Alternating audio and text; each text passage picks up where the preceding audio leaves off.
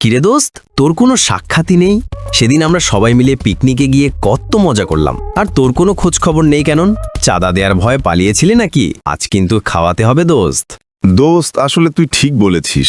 আমার কাছে চাঁদা দেওয়ার মতো তেমন টাকা ছিল না। তুই তো জানিস আমার বাবার বেশি টাকা পয়সা নেই, তাই একটু হিসেব নিকেশ করে চলতে হয় বন্ধু। আমি নামাজে যাচ্ছি, যাবি নাকি? আরে বাদ দে ইয়ার, নামাজ টামাজের জন্য আমার হাতে একদম সময় নেই।